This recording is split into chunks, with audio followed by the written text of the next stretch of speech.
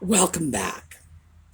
So today I have a video that will have a few of the items that for some reason never got aired on previous videos. They are the result of shopping trips to Bedford in the last month or so, and heaven only knows why they got left out of the shuffle.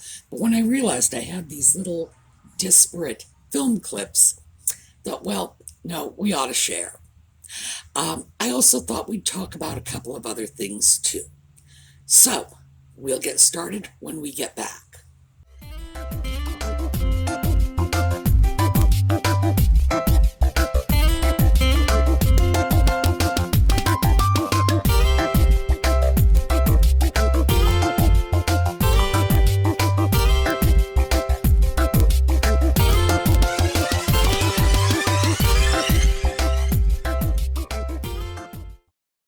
So first of all, there is no Audi with us today.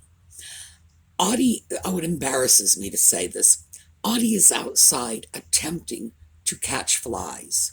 Now, the way he does this is he lounges on top of one of the trash containers, not the same one you saw yesterday. Audi is sort of an equal opportunity trash lounger. This is a different one. Thank goodness it's mine, because I've caught him on the neighbors' trash cans, and their patios and their porches. Most recently on the wheel of the truck. He's a handful. So what he does is he lounges on top of the trash container, twitches his tail to lure a fly over to him, and then attempts to snap it in his mouth. I watched him do that for like 10 minutes. Shows you I've got no life. He's just sitting there, tail twitching, mouth snapping, no flies. But he's not giving up. He's still out there doing it. I'm actually beginning to believe that my cat may not be very bright, even as far as cats go. But keeping him amused. One of the other things I wanted to talk to you about is problems we have with online selling. And we all have problems with online selling every once in a while. Something goes wrong, an item gets damaged, etc., etc. So the reason I wanted to talk about this is I got 2 items on the same day that were online purchases. One of them was a very inexpensive little phone case. From the time I bought it to the time I got it was 3.5 days. And it came packaged with these wonderful little foamy things on either side. I paid $8 and change for this little case. And this is the quality packing I'm getting. And of course, it was shipped immediately. So you got to know, as a customer, the first thing I do is open that up. I'm looking at this snazzy packaging. And I think to myself, I need to get on the computer immediately and leave positive feedback for that seller, which of course I did. Very quick shipping, excellent packaging. Wow, If you stand out in a positive way, people will remember it. But if you stand out in a negative way, they will remember that a lot more readily. They really do. People remember bad experiences more vividly than they remember good experiences.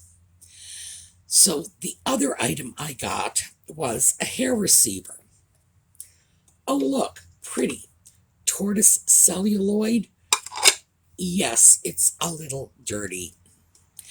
Lovely little piece, not the one I purchased. So I notified the seller, and the seller's attitude is, well, you initiate a return, and then you send the item back to me, and then when you've taken care of the whole thing, I'll give you a full refund, and then I'll list the item you wanted and you can buy it again. Meanwhile, I'm not even halfway through that email when I'm thinking to myself, yeah, hell will freeze over first.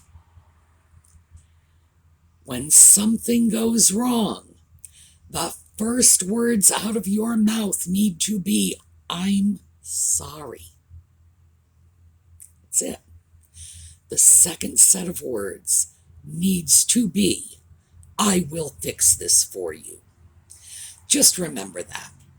Now, I'm very experienced both buying and selling online. I know how to initiate a return. I will stick this thing back in the original packaging, in the original box, despite the fact that I'm tempted to use one of my own because that was a box that had been a little overused in the past. But that's it. It's going back. I know how to do this. A lot of first-time buyers don't. And I can tell you from experience, because although I try very hard to keep my customers from getting involved in the process at all, because it's in my best interest to handle it myself, there have been times when well-meaning people have done things like started a postal insurance claim, and they get halfway through the process, and then they don't know what to do next. I can't access their claim, and then I have trouble filing my own because a claim has already begun. But of course, it's not my account, so I can't access it. It's like, that's probably worst case scenario, at least in terms of like postal insurance claims. That's the worst situation I've ever faced, when the customer has started, gotten lost and confused in the middle, and then I have had to go to the postal authorities and say, look, you need to cancel out their claim. I'm going to file it. And that can literally take 2 hours on hold just to talk to someone who can do that for you. So no, I like to do it myself because in general, if I have dealt with one single postal insurance claim, that gives me more experience than this poor buyer. And besides that, it's not the buyer's problem. They didn't do anything wrong. Because, and I just said the first things you should say, the first thing you should do before you even say anything is when something goes wrong, you need to wrap your head around the fact that you will be taking a loss. You will be taking a loss. You will need to work very hard for no sale, just to keep the customer's goodwill. That's all. And become one with that, because that's just how it works. And it's part of online selling. Everybody makes mistakes, but you ship a customer the wrong item, that's your fault. You know, I mean, I hate to say fault, but it is. That was your mistake. You created the situation. You need to fix it as a seller. Now, the person who sent me this immediately alienated me by refusing to take any ownership of the problem. And the funny thing is, it was just a matter of phrasing. I will take care of all of this for you. And then you go through this is how you file a return, blah, blah, blah, blah, blah. Customer is still doing all the work. But you have told the customer you're going to fix it. The customer feels better. Even knowing that I would still have to file for the return, repackage the item, blah, blah, blah, I still would have felt a lot better about it if the customer had said, I will fix this for you. It's just that simple, you know. It's just a question of taking responsibility and telling the customer they're not alone, even if, in fact, the customer really does have to take it on the chin, rewrap the package, sometimes bring it to the post office, whatever. That's a lot of bother for a customer to do for your mistake. But also, if the customer has made a purchase that is incorrect, you know, or that you have filled incorrectly. Sorry, I got that backwards. Customers made a purchase, you filled the purchase incorrectly. You've sent them the wrong item. Once you deal with getting the item back, then you should really go to the customer and say, what do you want me to do? Empower them. Let them make the choice. This seller could have just as easily said to me, once the item comes back, let me know if you want a refund or if you'd rather I just ship you the original item. Not this, I'll put it back online and then you can go buy it again. That's craziness. Frankly, it's more work for all of us, including her. So give the customer choices when you can. And keep in mind that in most cases, you have a lot of control over what the customer chooses. For example, a piece comes out, it's not as described, the condition is a little less than you said it was. Happens. Condition is a matter of opinion. There are a lot of ways you can handle that. What would you like me to do? Would you like me to take the item back and give you a refund? Or would you prefer if I simply rebated $3 off the purchase price and let you keep the item? You're controlling the choices.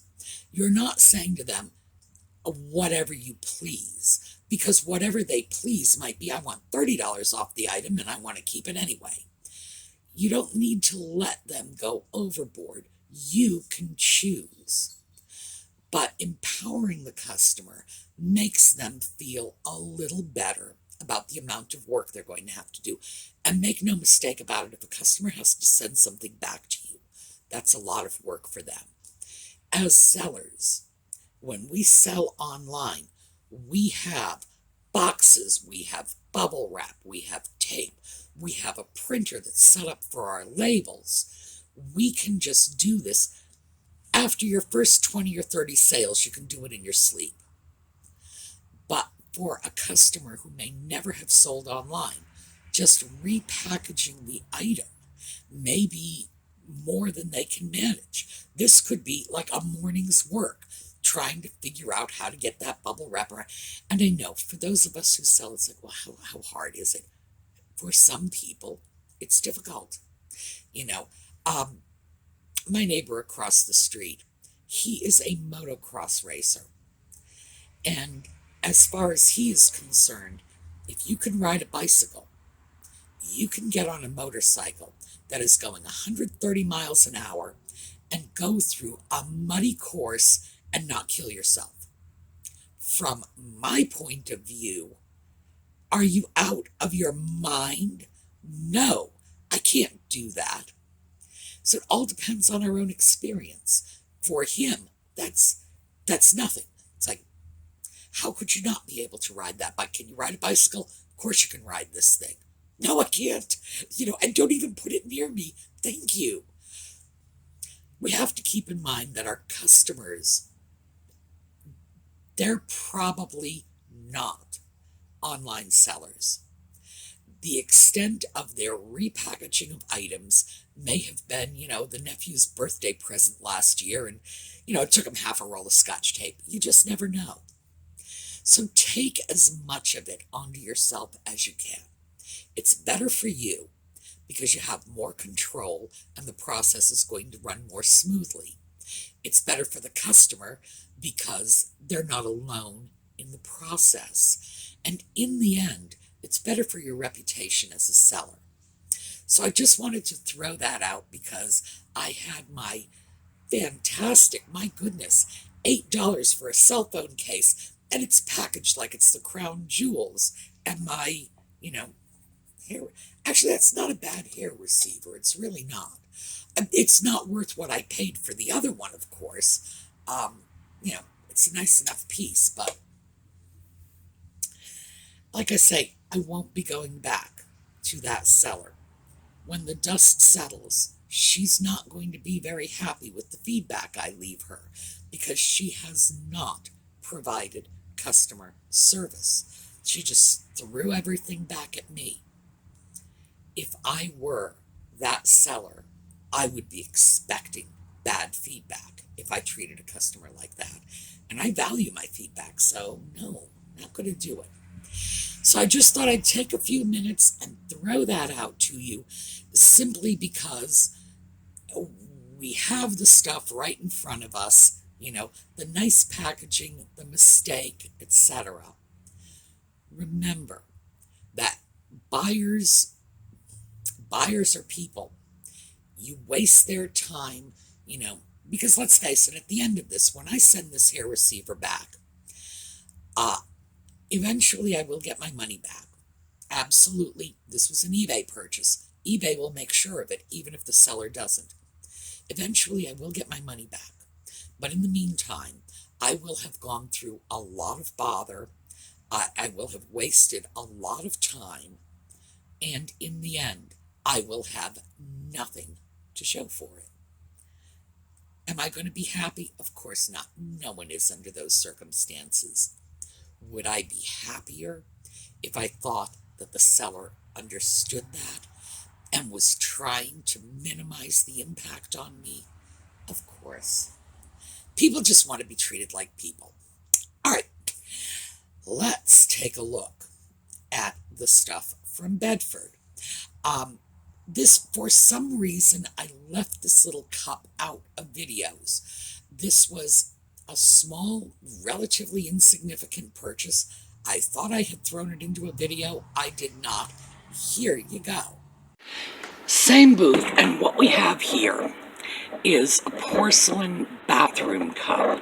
It's unmarked, most likely Japanese. Gorgeous crazing. You can really see the age on this piece.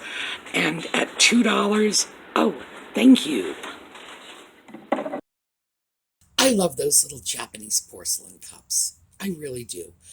They're really well made. They're very nice. And they're reusable, better than paper cups. And unlike glass, now, I'm not going to say these cups will not shatter. You drop it on a hard floor, on tile, on marble, it will break, pretty much. But you're going to easily be able to find the pieces, and the pieces are not going to be as dangerous as glass, which I always consider a big plus. Also, they're more decorative. You can take a little cup like that and accent your color scheme with it. A glass is a glass is a glass.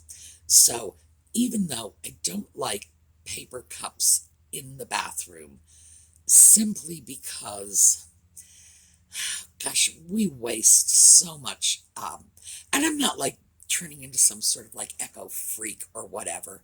No. I am not real big on recycling. I'm big on reusing. I would just as soon not see things go to waste. But, that's what thrifting is all about. So you got to know that's where my head is going to be at when it comes to things like disposable paper cups. No, let us go out for the same money and buy a lovely porcelain cup that we will just wash and use again. Next up, this was from Paul's booth. Well, I barely got off the stairs to the second floor before I ran into this beautiful old jadeite spouted mixing bowl. It's relatively small, $9.50. A good piece, good deal. These are very collectible. And this was a really great little bowl. $9.50. Bowls, I actually did price out this bowl. It's got the little spout, and they're going in the range of about $30. And it depends. This one is a McKee. And McKee was actually making jadeite before Fire King. Fire King, I think, started making jadeite in 1937. I think that's right. McKee started in 1930. And the McKee mark, by the way, is a capital M with a small c and a capital K. And that's in a little tiny circle on the bottom of the piece. And they made jadeite pieces right through like the beginning of 1950. So the McKee pieces span about 20 years. And most of them have uranium content. Now, we've talked about this before when it comes to identifying jadeite. It's very easy to determine that a piece of jadeite is old if it has uranium content, because it has uranium content. So you get a piece of old jadeite. If it glows, you know it's old. If it doesn't glow, maybe it's old, maybe it's not. Part of the problem with jadeite is the pieces that you see on the market now. And these are pieces not just that came out of the American factories in the 1980s when jadeite was resurging in popularity, but pieces that are coming from Taiwan, for example, Southeast Asia. Well, just throw that out there globally. Taiwan in particular. They are made from the molds taken from actual Fire King or jadeite pieces. In other words, they buy a piece of jadeite, they cast a mold from it, and then they start producing their own. So the pieces will be physically identical to the older pieces because they're molded on the older pieces. It can be very difficult to tell. You can usually tell by the color of the glass. If you have half a dozen old pieces and you put a repro piece next to it, you'll usually be able to spot it. You know, it's like, what's wrong with this picture? Which one of these is not like the other? Because the glass will just not be the same. Sometimes the color is a little more opaque. That's what I usually spot. The color's just a little too opaque. Other times it's a different shade, etc. But if you take a piece of old jadeite that is not radioactive, that doesn't have uranium content, and you take a piece of new jadeite, it can be very hard to tell them apart. I would suggest, because jadeite is becoming very collectible, and I'm starting my own little collection, it's just a question of, as I see pieces, if they are at good prices, I will buy them and take them home, which only means at this point I've got like 5 pieces. It's a very small collection. But, you know, when I see the pieces, as I say, if they're good prices, I'll take them with me. If you are going to get involved in jadeite, start slowly. The best way to do it is start with Fire King or McKee pieces. Fire King is marked Fire King on the bottom. McKee has that MCK mark on the bottom. Make sure you've got the mark. It's not foolproof because some of the pieces from Taiwan have been molded off Fire King and McKee pieces, so they'll have that little mark too. But it's a good indicator because not all of the pieces from Southeast Asia have marks. Start slowly. Get familiar with it. Get comfortable with it. Or, conversely, limit your collection to radioactive jadeite. I know you're thinking, Sue, you're crazy.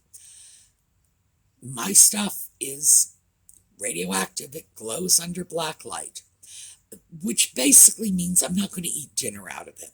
I am not going to feed anybody's baby out of it under any circumstances. But I think I mentioned this before. I have a jadeite measuring cup. I'll put 3/4 of a cup of water in that cup, dump it into a bowl, and I'm okay with that. The water's only been in there for 1/3 of a second. I can live with that. But certainly, from a collector's standpoint, that is a guarantee that it is old. But become familiar with it, because as with anything, the more items in a particular category that you see, that you touch, that you use, the more familiar you will be, the better you will know it. So that was just my sort of very quick jadeite. This was a different trip, but also from Paul. So take a look at this. Well, Flow Blue, $5, lots of gilding. Oh my, thank you again, Paul. This was a period when I was picking up a lot of Flow Blue pieces from Paul. He had them just these the stray plates. Some of them were very interesting. This last piece was very interesting because it's all gilded. And I picked up gilded flow blue pieces from Paul before, but never quite that much gilding. When I first saw the plate, I thought, well, is something wrong with this? Because it's like a gold wash all over it. Great piece. $5. Oh, yeah. Easy call. And as soon as I was through with that, this set of salt and pepper shakers was the very same trip. As soon as I had filmed that, I turned around, and I've mentioned this booth before. It's a booth at Bedford that has Christmas stuff year-round. It's like the Christmas booth. And the last time I was there, I grabbed 2 sets of turkey salt and pepper shakers. Well, here is a set I had gotten, oh gosh, we're probably looking at about a month earlier. It was the only set. No, it wasn't. It was not the only set they had. They had 2 sets there, and I bypassed one. But of course, the next time I came in, they had 3 sets, and I grabbed 2. So they're clearly moving these Thanksgiving turkeys into their shop. So I got to go back and see if they've got more, because there's still plenty of buying and selling time before Thanksgiving. Here you go. Japan salt and pepper shakers, $8. We got our turkeys. Oh yeah,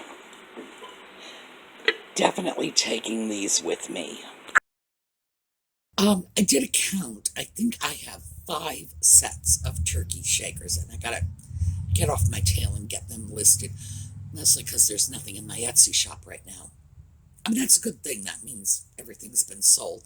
But it's a bad thing because it means there's nothing for people to buy if they go there. So I got to get onto that this weekend. But I think I've got 5 sets now. They are coming out of the woodwork at this time of year.